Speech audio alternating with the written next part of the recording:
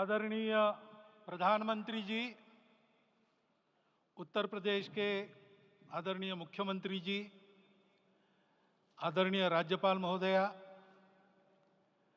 देश के आज विद्यमान सभी पंथ संप्रदायों का प्रतिनिधित्व करने वाले हमारे संत ऋषि आचार्य गण और समाज के सब स्तरों का प्रतिनिधित्व करने वाले निमंत्रित महानुभाव, आज का आनंद शब्दों में वर्णनातीत है और उसके वर्णन करने का प्रयास इसके पहले के वक्तव्यों में अच्छा हो गया है। ये भी बता दिया गया है और हम जानते भी हैं कि आज अयोध्या में रामलला के साथ भारत का स्व लौट के आया है।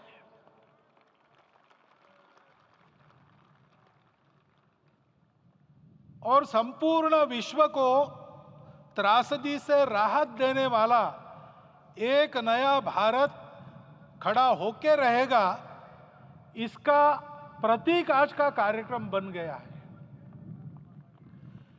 ऐसे समय में आपके उत्साह का, आपके आनंद का वर्णन कोई नहीं कर सकता। हम यहां पर अनुभव कर रहे, पूर्ण देश में यही वातावरण है।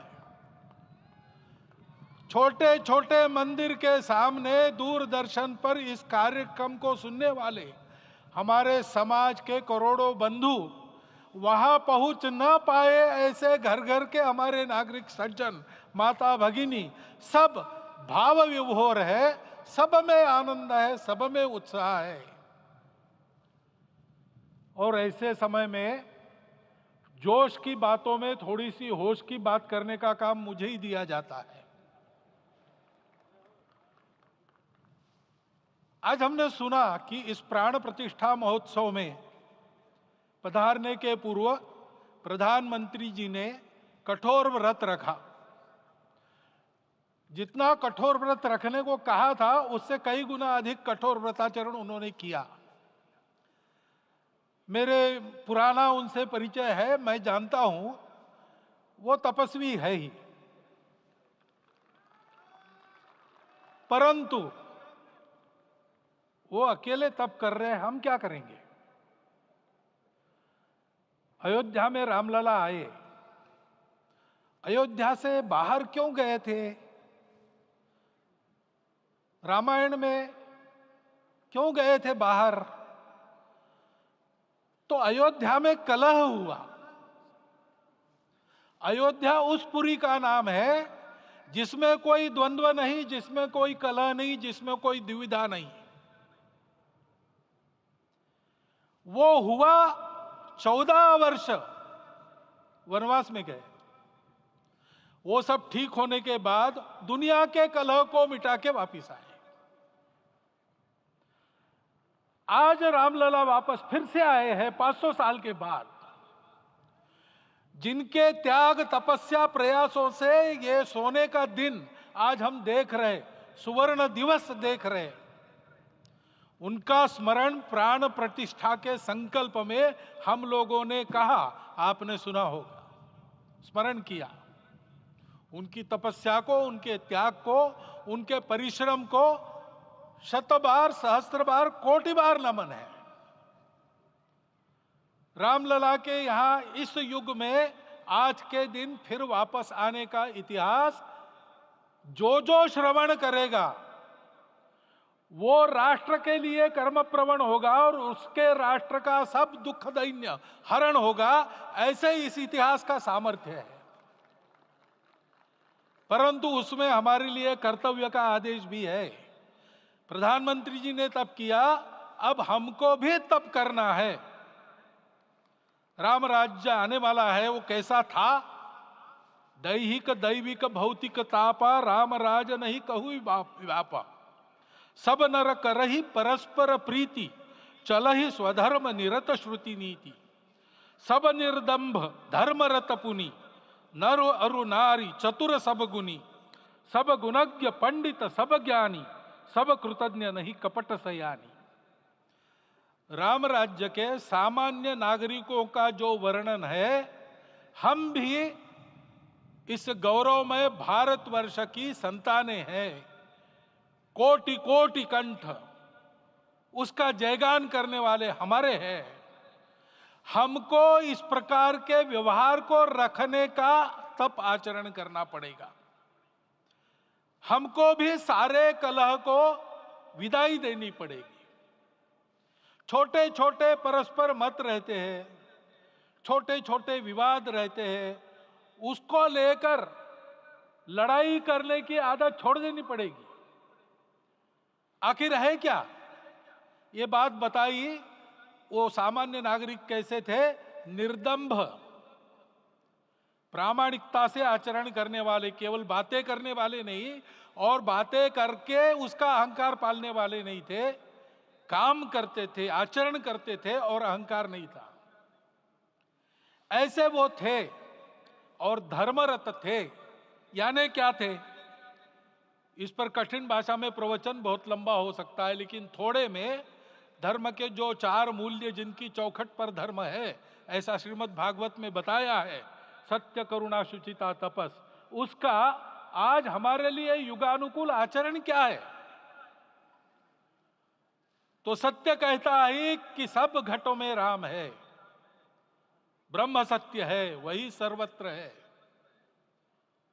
तो हमको ये जानकर आपस में समन्वय से चलना होगा, क्योंकि हम चलते हैं, सबके लिए चलते हैं, सब हमारे हैं, इसलिए हम चल पाते हैं।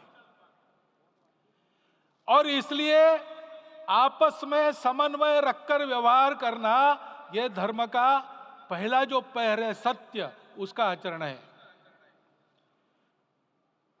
करुणा दूसरा कदम है, उसका आचरण है सेवा और परोपकार।